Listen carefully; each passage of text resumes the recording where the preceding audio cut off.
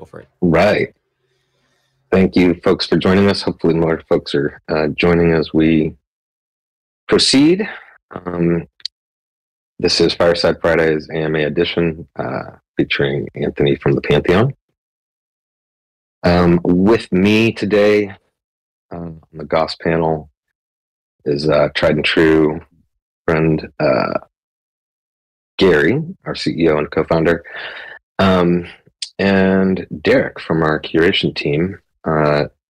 Derek and I have been working fairly closely on a pilot program with Anthony over the last, 2-3 months on our quality assurance methodology. Mm-hmm. And so that's why I've asked Derek to join us today to help reflect on that process and maybe ask some of the harder hitting questions as we move forward. But before we dive into all of that, Anthony, why don't you go ahead and introduce yourself and give us a little, 10-20 seconds on Pantheon. Of course. My name is Anthony, founder of the Pantheon. I have quite a bit of experience in quality assurance, specifically from the military and the aerospace industry here in the US. And what we built here is really a system to provide the necessary tools and documentation for businesses to really be successful. So we focus on many different things from leadership, resources, risk management, and we kind of help businesses visualize their entire processes within their system. And what this really does is help businesses streamline, save a lot of time, and reduce costs on, just day-to-day operations. And so we've kind of taken a bare bones approach to the typical standards are like, anywhere from 60 to 80 pages, which is, in my opinion, a little bit too robust. If you have too many guidelines, too many standards, businesses can really get bogged down. And so we've really adopted the lean methodology into this standard. We reduced things down to about 16 to 20 pages.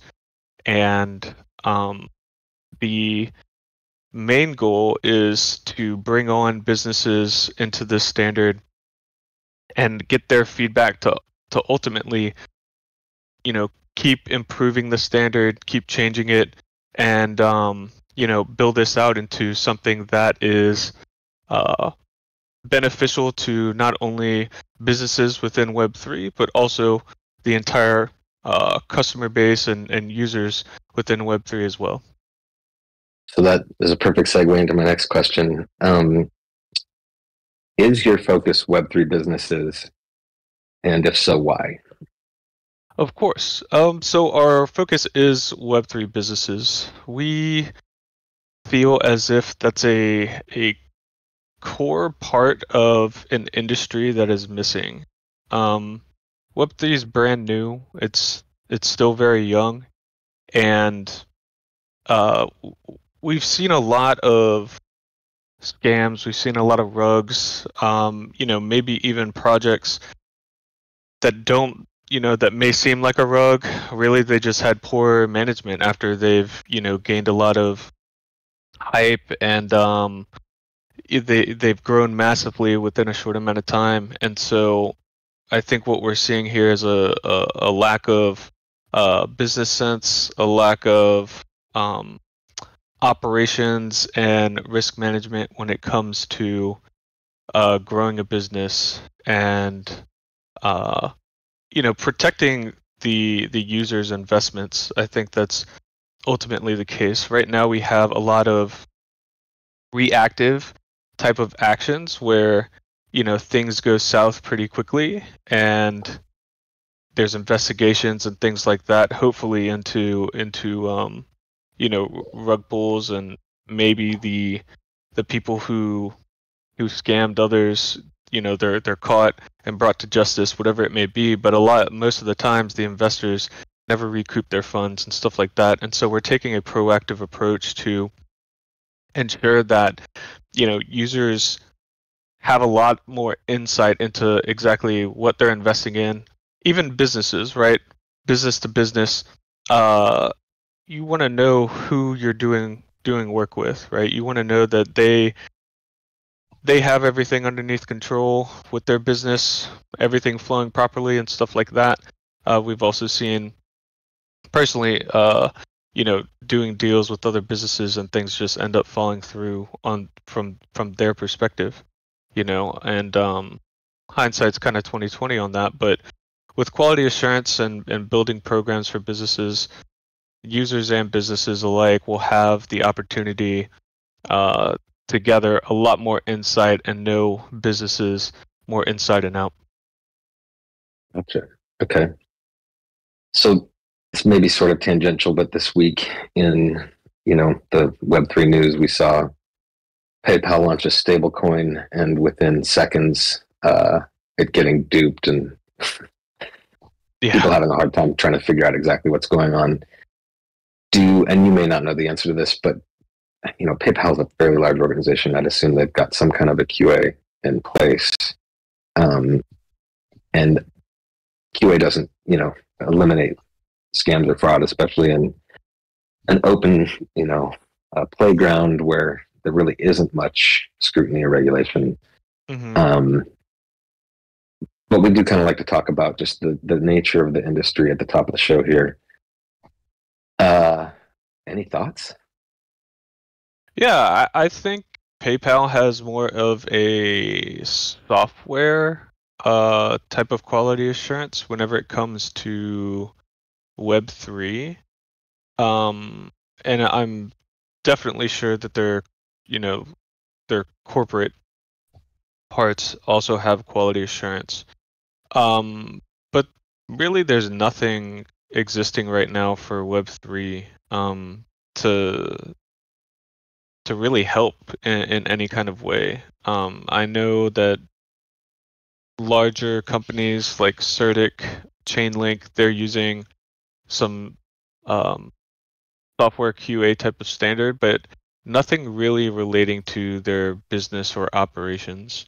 And so I think it's a way to curve scams, right? Because our I don't really want to. We'll talk about the process in a little bit, but it's a very long process, and so I think the best that we can do is just build in deterrence to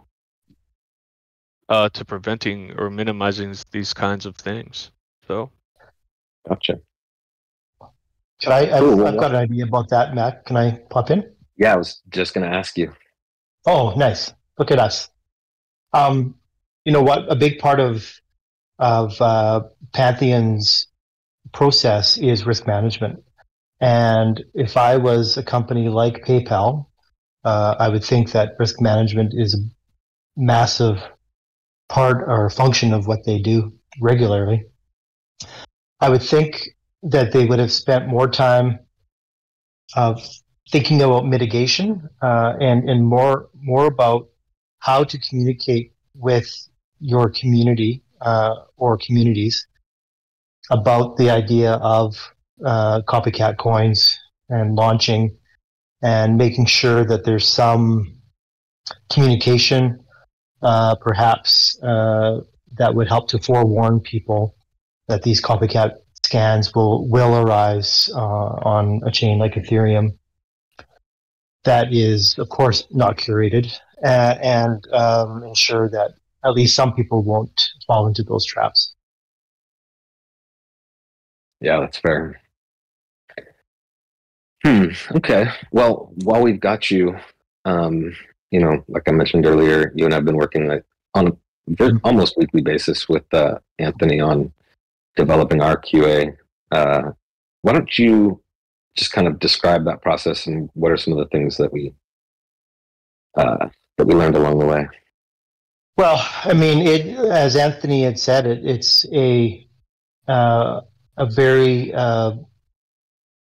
comprehensive approach to business planning. We talk everything at the very beginning. We provide a corporate structure to help Anthony map out kind of processes. Then we talk about the processes themselves that happen within our organization. We talk about strategic goals, and we had been working on strategic goals through using the OKR process already, and it helped. Even going through it again helped us to clarify some of our goals and think about new ones. We talked about some of the business processes. Risk management, as I mentioned earlier, was a big part of that. And really, all of it pulled together are the elements, and Anthony mentioned too. It's a lean approach, so it's not the full quality assurance playbook, but it's the essential elements of the quality assurance playbook that will get small companies a really good start into thinking about all the things that are going to make them successful. Yeah, so I also appreciated how, as we were going through, each of the modules, and we were testing our objectives and key results up against each of these facets of the business, we could see like, okay, we thought this through 60% or 80%, and it would reveal gaps in some of our thinking and help us to retool that for once the company scales, once we're at early capacity on audience and projects, clients, that kind of thing. So yeah, that was a real benefit to the whole process. The piece that having having Anthony as an outside observer into our company, he asks questions as someone who doesn't know, and so that helps to bring our thinking along as well, Matt. That you were saying, we may have thought something 60% through, and after having those in-depth conversations, we're closer to 90 or even 100% of where we should be. Yeah, and even if there's still a gap, we have what are the questions that we need to answer to get us there, which is great because we didn't necessarily have those going in. And then one other element of the experience that I wasn't expecting was because to me, honestly, like paperwork is bureaucracy is oppressive, is all the things that I despise about the world. And so I was sort of dragging my feet coming into this. I did not expect to enjoy the process. I didn't expect to make a work friend out of this. Yeah, yeah, that's what makes sort of a bonus. And I remember you mentioning this, Derek, on a recent kind of wrap up call about Anthony's flexibility. I know the list of life conditions that I've been through since we started this is exhaustive. Anthony and his wife relocated from a small island in the Pacific, which recently underwent some horrific wildfires. We don't have to go into that, but to safe and lovely Seattle. The way he was able to juggle that and us and all of our quirks and whatever was really remarkable, I thought. So yeah. Do you have any questions for Anthony, either about our work together or their future? I want to try and make use of your mind while we've got you for the next few minutes. So yeah, so I think one of the things that we've talked about and we haven't solidified yet is finding a way to move forward, and Gauss in particular.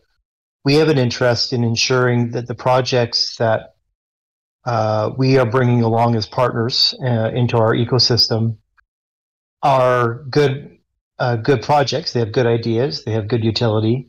They're solid as far as their team, and that's part of the curation that we do. They have integrity, and all those key pieces that are both hard and soft to business.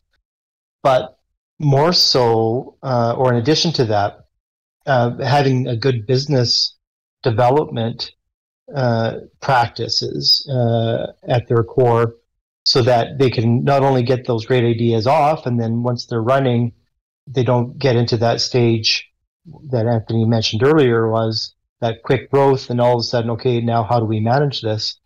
It's putting those things into place. So I think there's a mutual interest in ensuring that our projects who need it can get connected with Pantheon to get some of those key pieces in their business development pipeline early, so that they don't get surprised by quick some of those things are really good, the quick events that can happen that can make a project fly. Or what was good for us is, as we were launching as Gauss, and we're in a bear market and things are slow, we really took advantage of this time in order to be able to put some of these key pieces in place for us too. So I think for us it's been good, and I think for the future, for some of those future projects that we're going to be working with, those smaller those smaller startups are going to really benefit from having some of this work with them as well in the long run. Right. And I should mention that typically, we have fairly ironclad partnership penned by the time we invite folks into this conversation. We are definitely getting there with the Pantheon, and we'll be making that announcement in the near future. But I agree. I think that, now that we've gone through this, I feel confident that any project client, anyone launching with Gauss, or even not, that is looking for a really solid QA provider, I think Pantheon's a good referral. Absolutely. Any other questions before I start to launch my own? Well, I'd like to just add in here that I think it's also great that we have a lot of the same foresight and kind of goals. I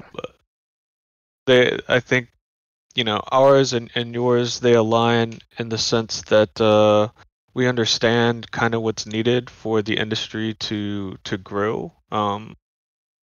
globally, and to kind of acquire mass adoption.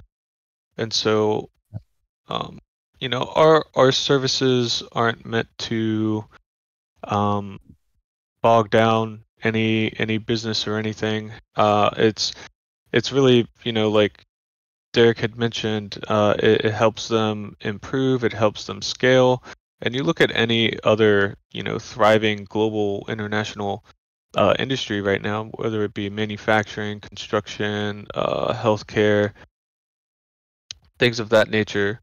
One of the core aspects that they have and that contributes to their success is quality assurance. And so I think that it is a necessity, and it's going to take a while for the industry to adopt something like that. But like I said, it's a necessity, and I think that overall it's going to help mass adoption, help users feel comfortable getting into crypto, which is ultimately what we need. Amen. Absolutely, it's a confidence boost, right? When people who are going to spend their money on a project, having a stamp of assurance or quality assurance, whether there be an NFT or some sort of a mark on a project's website that says they've gone through this process, that is confidence building. And I think more and more people who are moving from Web 2, Web 3, from traditional investing to Web 3, investments. They're going to be looking for some of the things that they've been looking for in their previous experiences with, regulation standards that companies have to be abiding by in order to make sure that their money is going to be safe. Exactly. Yep. And I think too that it's also going to, it can also help mitigate harsher regulation by government entities. Yes. If the government feels comfortable that, hey, there's all these companies are self-regulating themselves, that's perfect to thwart harsher regulation on crypto. Yeah. So Yeah, it's a way to head some of those things off at the pass, right? exactly. When people are going through these processes, again, it brings confidence in lots of different sectors: financial, government, retail investors. They're going to they're going to feel a lot more confident for sure. Love it. So I do have other questions about the future of the Pantheon. A little bit about how you just some of your experience in other fields. But before we go too much further, I'm just curious to know what do you like to do when you're not at your desk, Anthony? Oh man, well, while I was in Hawaii, it would always be going to the beach. I love food, sushi and all that kind of stuff. So I kind of miss it out here in Seattle. They have good seafood, but the sushi and the Japanese food and it's not the same, not as fresh. But I love it, and I want to start doing some hikes around here. I know they have some good hikes, and I want to get in some hikes before the weather gets cold and rainy over here. Right now, it's been super sunny, super nice. It's been cool. The weather has been amazing. So I want to get out there and explore a little bit, and then I dabble in some video games. I like to play some board games too, um, like real-time strategy games, stuff like that. But yeah, that's kind of it. Right on. And then, so in your past professional experience, and Derek, thank you so much for joining. Thanks everybody. Oh, thanks Derek. everybody. Thanks, Anthony. Take care and have a good weekend, everybody. You as well. Okay, cheers. You said you initially did some work with the military and work with aerospace. Were you in the military? Were you working as a consultant? How did that come about? Yeah, so I joined the military in 2013 as a nuclear electrician. I went through 2 years of intensive training, and then I went to serve on a nuclear submarine. So Wow. Yeah, my responsibilities kind of stemmed from ensuring, the submarine had power, ensuring it had propulsion, and then controlling and monitoring the nuclear reactor on the sub. So, pretty intense, I would say. Uh, you don't really get a lot of sleep. Deployments are like 6 months in length, with maybe 7 days on land out of those 6 months. And yeah, it's pretty crazy. Not a lot of people can say that they've gone through that type of experience. So it's a very How much time like submerged, like underwater? Most of that 6 months? Yeah. You only get 7 days. You only get like 7 days off the actual boat during those 6 months. Right, but like, man, if I were on a submarine, I'd really want to stay near the surface. That would be my instinct. Well, the surface is actually insanely rocky. Okay. Yeah, because the submarine's a tube, so any types of like waves and stuff like that, it rocks the submarine back and forth while you're on the surface. So while you're underneath the water, you can kind of barely tell you're moving. Okay. Yeah, I hadn't considered that. Yeah. That does make a lot of sense. Yeah, it's you wouldn't really you wouldn't really think about that until you were actually experiencing it, I which is kind of imagine cool. the entire thing is fairly cramped in close quarters, and I guess it's just a whole other kind of life. Yeah, it's I mean, you go through they have like old submarines that they cut in half for like training purposes and stuff like that at the training facility. And so you're actually training on like the engineering room portion of the submarine before you go out to a real one. And Hmm. that one is extremely small and cramped. So when you get to they're making them a lot bigger, a lot roomier compared to the older ones, right? But it's still cramped, it's still small, and I was able to bring my parents on the sub, and they were just completely blown away and shocked by how how cramped and everything was. But I mean, you get used to it. You're there literally for the entire 4 years. That's your life, and just becomes your home, so to speak. But yeah. And did you start your journey into QA in the military, or was that something you started later? No, I started in the military. So because of the nuclear aspect of things, everything's heavily regulated. You follow there's procedures for literally everything. And so QA is a huge part of, doing any type of maintenance, doing testing, repairs, things of that nature.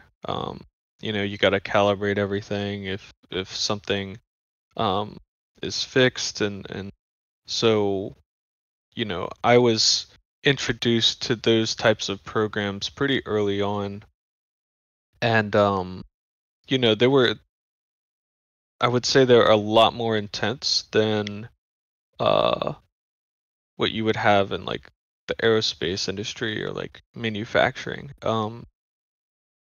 Just because you're dealing with a nuclear reactor, and Hmm. you know nobody's out there to save you except for yourselves. Whenever you're out there at sea underneath the Hmm. water, so you really have everybody has to be extremely highly trained, and you kind of have to know everybody else's job as well. So Hmm.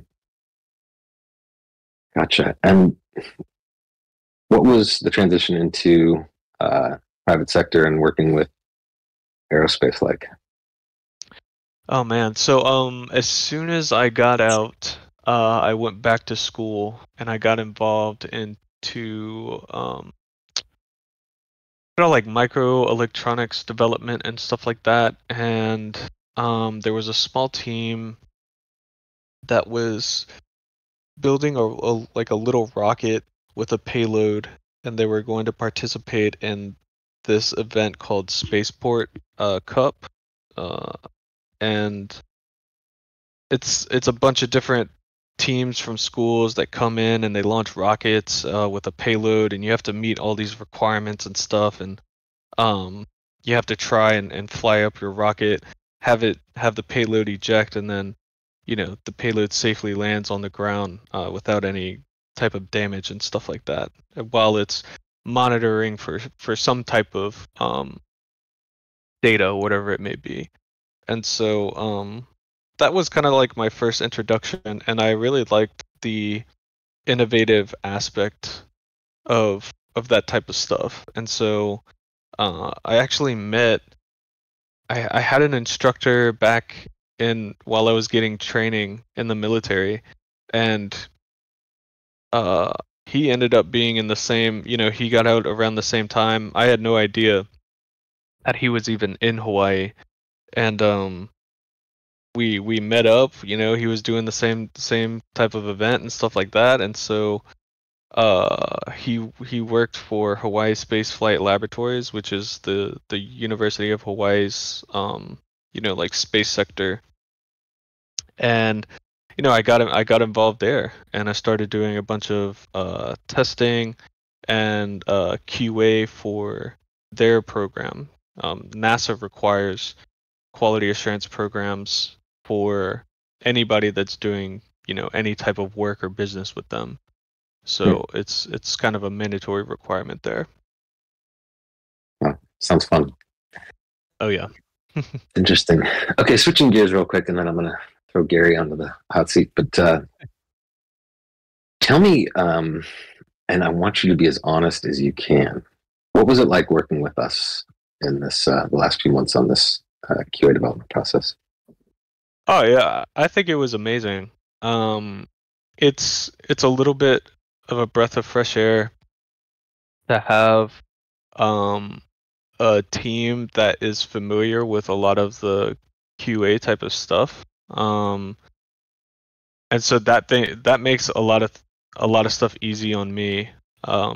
You know, I've built a couple programs already, and most don't even know what quality assurance is, and so that process takes a lot longer in explaining it. Each particular stage of development of the program. But with you guys, it was great. You already had a lot of experience already. You were doing most of the standards that we have in the quality assurance. You guys were meeting a lot of them already. I think it was just more so fine tuning things here and there. And we brought up a couple things that you guys may not have thought about and stuff like that.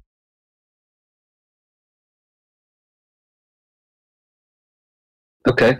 I lied. I've got a couple more. And I actually want to just remind people and anybody with any questions for Anthony, go ahead and pop them into the stage QA. Thank you. Yeah. Isn't quality assurance, it's questions and answers in that one. Right. Yeah. Thank you. Okay, so since we were, a banner client, what are some of the challenges you run into working with clients that, if they knew going in to avoid, you would advise? Oh.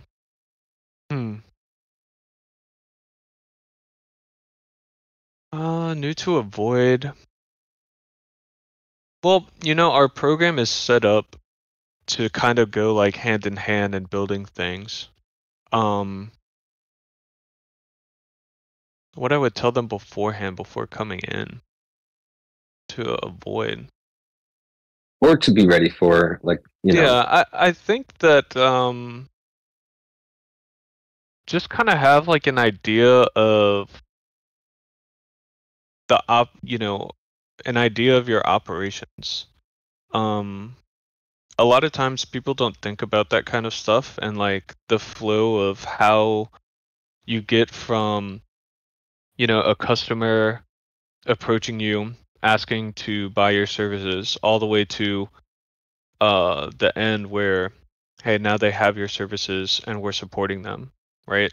I don't think smaller projects think what's all in between there, and how do we manage that and structure things to where they flow effectively, right? Because I've seen all sorts of diagrams and stuff like that from people, and it just what they think is their flow process doesn't really match up with how they're doing business, and I think that's the great thing about our program is that we don't come in and really like just change your whole entire structure. We try and apply our standards to how you're already operating, and we fill in the gaps where it's needed.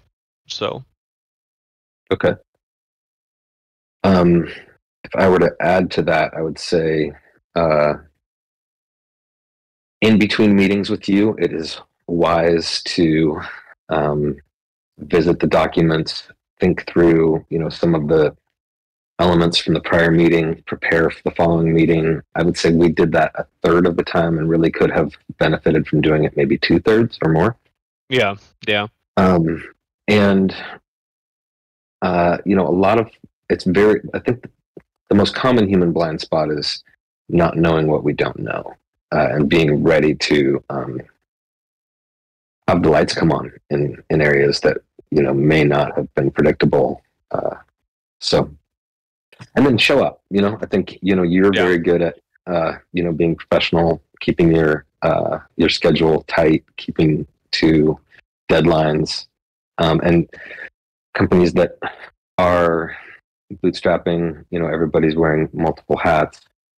I think this commitment is one to take very seriously up front, because the payoff down the road has a multiplier effect. Yeah. I would agree with you there. Okay. And I think it's one of, oh, go ahead, Gary. I was going to say, I think it's one of those situations where you get out what you put in as well. Like, definitely. A huge degree of that. Agreed. Yeah, it's definitely, and that's kind of like some companies do. I would guess like it's a shell of a QA program where at least in aerospace, right? They just hit all the check marks in the in the boxes whenever their audits and stuff come up for QA, and they spend like an entire week just fixing their entire program that they weren't really utilizing. And so you don't really, at that point it just becomes a waste of money, right? You've squandered the usefulness of the program, and you're really doing yourself like a huge disservice to not sticking to that type of operational structure that you built out for yourselves that's meant to help you, So yeah. Okay, this time for real, before I hand it over to Gary, we talked a bit about the future of Pantheon and developing a SaaS model, having an on-chain component. So give me a better illustration, because this is your baby, of what that looks like 6 months, 6 years from now. Of course. So within the next 6 months to a year, we want to have a software platform for our businesses to utilize and help create their own program, where it's just a central hub for businesses to go to maintain their quality assurance, help us interact with them for support services, and then also gain more insight into other businesses that are using the program as well, right? Kind of a centralized hub for operational management, quality assurance, and then networking. So that's going to be one side, and then we want to utilize a lot of that information for users and give users more insight and discovery into those businesses that are using the program as well. And so we're going to have a do your own research type of platform for users. That's, it's going to have all your typical market analytics, financial analytics, but we want to include the QA aspect as well, so people can have deeper insight into what a company is all about, what their goals, see their structure and how they're operating. And we feel that I think users will want to see that more from companies, right? And demand more from them, which ultimately you kind of weed out all the scammers that are just staying anonymous, right? And they're not really showing you anything. All that kind of stuff is built on hype, and people get too invested into the hype rather than just really digging into the company and seeing, hey, what are these guys all about? So this is interesting, because I think users, right, that perspective is very important, but I think you also have, on a platform like that, you can create, healthy competition between companies. If they have insights into, so and so is progressing further, or is getting way more buy-in from their audience because they've progressed further. So that's interesting. Gary, Anthony answered the SaaS and analytics portion of that question. Maybe you can hold his feet to the fire about the on-chain element. Well, I don't think that's been explored enough on their end. It was, just back and forth idea, spitballing, brainstorming, part of that conversation. And I mean, Do you think it makes sense for Web3 services companies to be Web3 companies? Okay, that I can answer to. Yes, I do. And I think, along that lines, I think it's interesting to explore certification or licensure or any sort of association membership, things like that on chain. Again, I don't want to speak for Pantheon though, because that's their business. Yeah, I can add a little bit to that. Yeah, sure. We talked about yesterday the NFT kind of certification thing, which would be a Web3 integration aspect, which is something that we do want to do. And the other aspect that we are exploring is for each developmental checkpoint during the program, we want to have that logged on chain as well, as well as non-conformances, possibly non-conformances, and then how long does it take the company to implement like the corrective actions and things like that. That's something that we're exploring to have on chain, just something that is generally logged, maybe not so much detailed in nature as to like, hey, what exactly happened and what exactly are the corrective actions. I think that's something we have to explore and get feedback on from other companies to see if they're even comfortable giving out that type of information. But really having those like milestones and check marks logged on the blockchain so that people can see their progress and companies can prove their progress, right? I think that's huge for companies to do, to show their progress, their accountability, and things like that, to and their commitment to quality assurance. So I mean, that's something what we could do as well with Gauss, and may end up doing at some point down the road.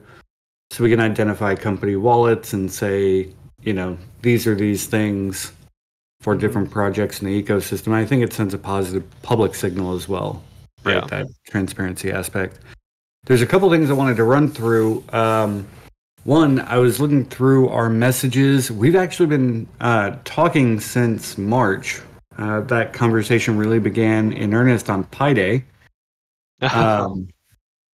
So it's been 5 months. We've probably been into that process 3 to 4, and I don't think that everyone would have. We went through the full program one. We also, how do I put it? Like, we wanted to go through it to help develop it, to give you constructive feedback and review it on our side as well. That was my primary goal at the outset initially.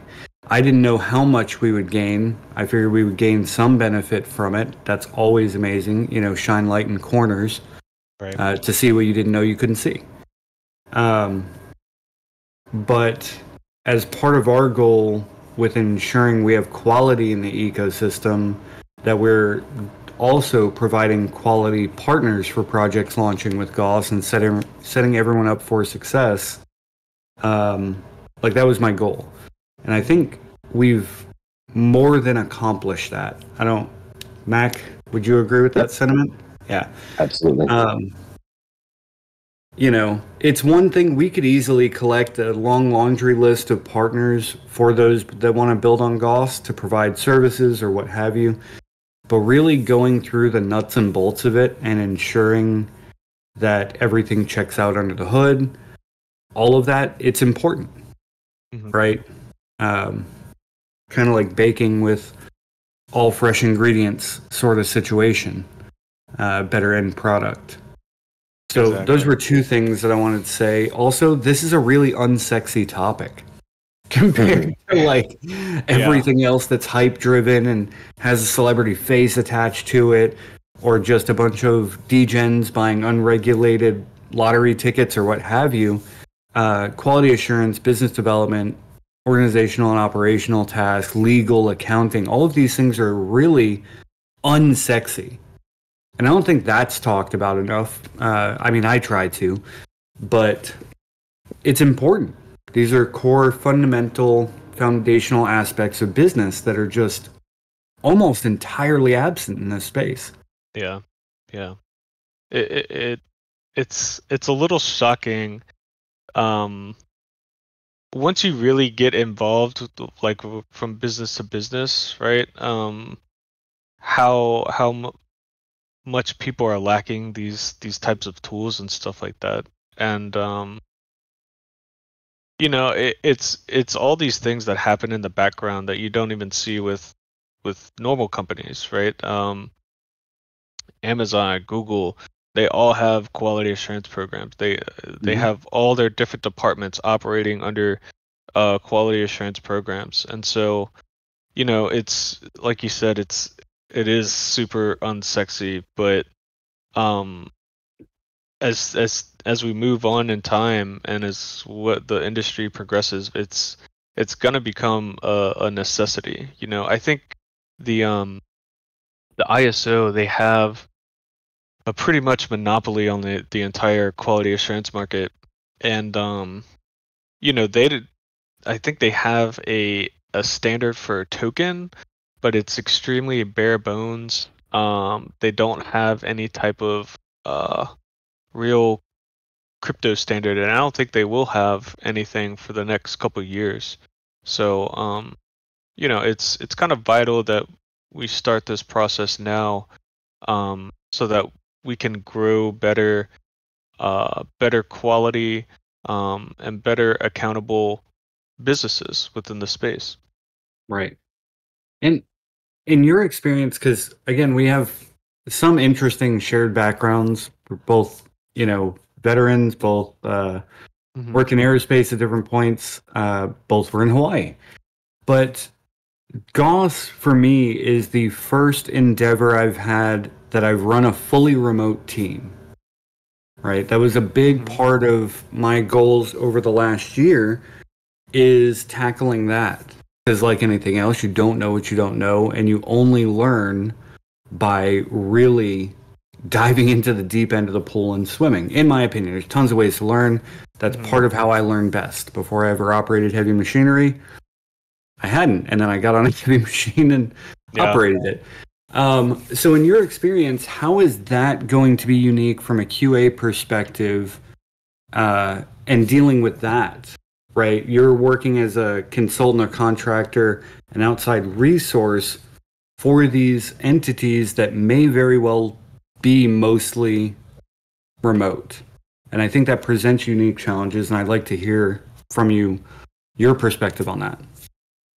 Yeah, I think it really goes back to the dedication. I mean, our programs is still, it takes 5 to 6 months to finish the program, and we meet weekly, for an hour each week if possible.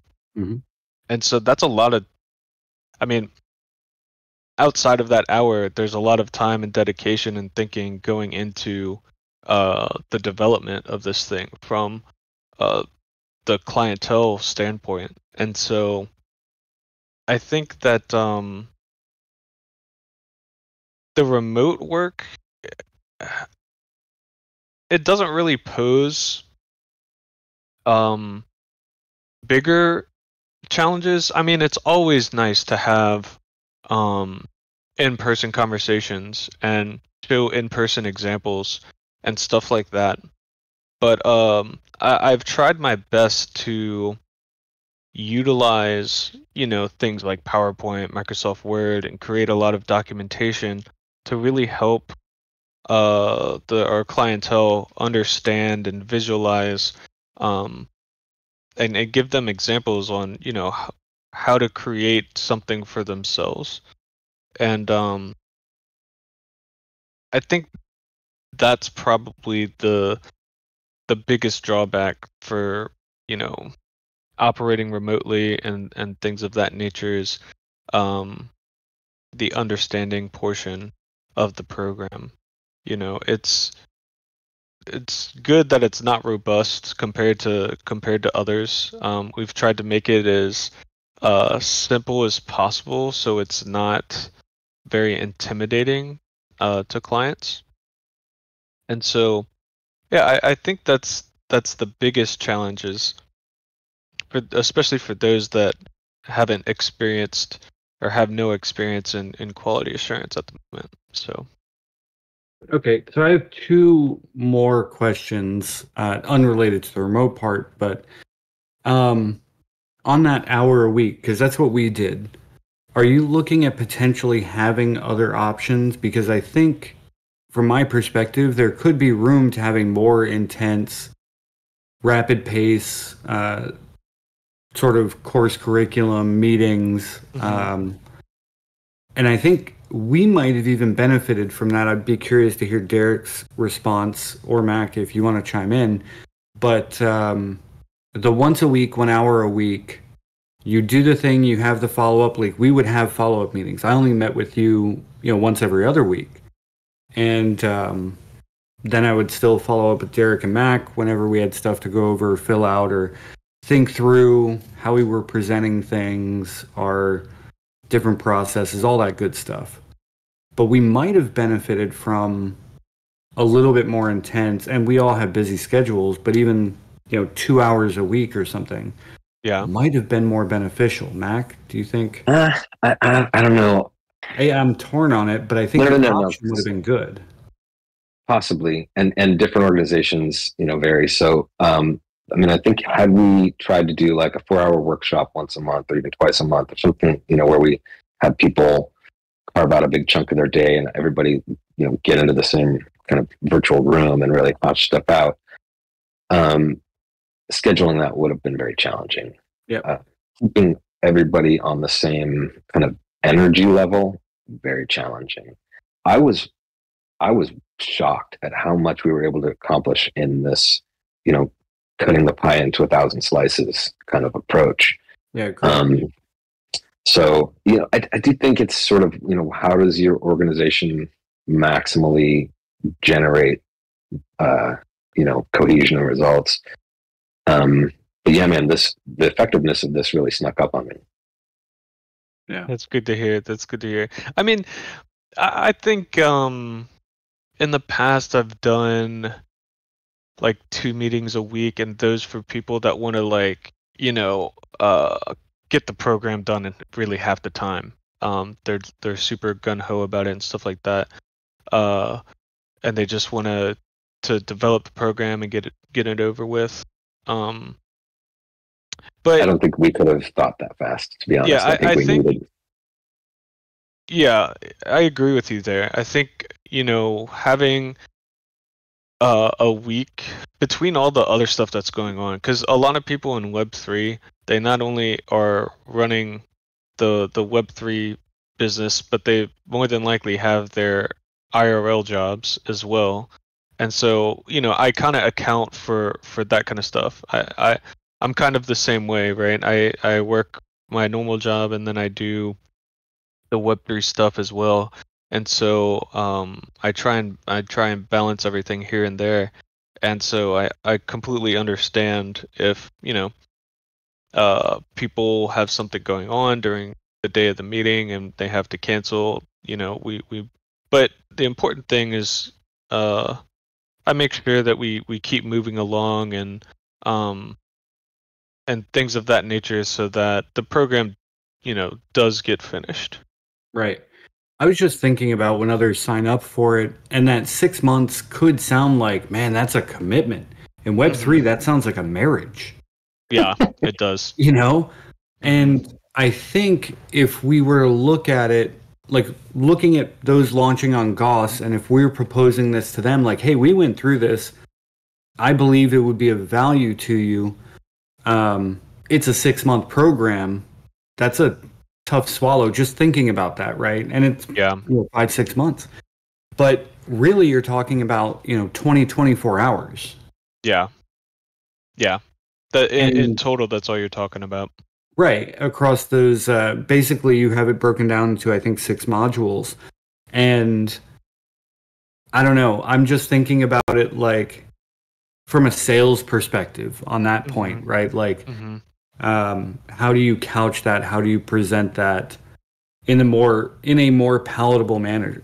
So, yeah, I think you kind of said it there. Is probably approaching it from an hourly perspective versus a 6-month perspective. Right. And on the same point, I would discourage people from, well, can I just do it in like 6 4-hour days or 4 6-hour days? Like, no, not really. There's a lot of homework in between those things. So I don't know. I think it'll be interesting to see if you're able to, and how you approach different scheduling for different clients over time. I know we're running up against an hour here. Do you have questions for us before we close this out and before Mac? I'm sure he has one baking in the back of his brain and he's like, Gary, shut up and let me ask. Uh-oh. Better think of something. I don't think I have any questions. I will say that it was amazing working with you guys and getting to know you guys over this 5 months of the program. That's something that I really like too, is you get to know who you're working with, and that's part of the whole program as well, right? And so you kind of get to know everybody that's working underneath this umbrella, and we kind of go hand in hand in the development of the entire thing.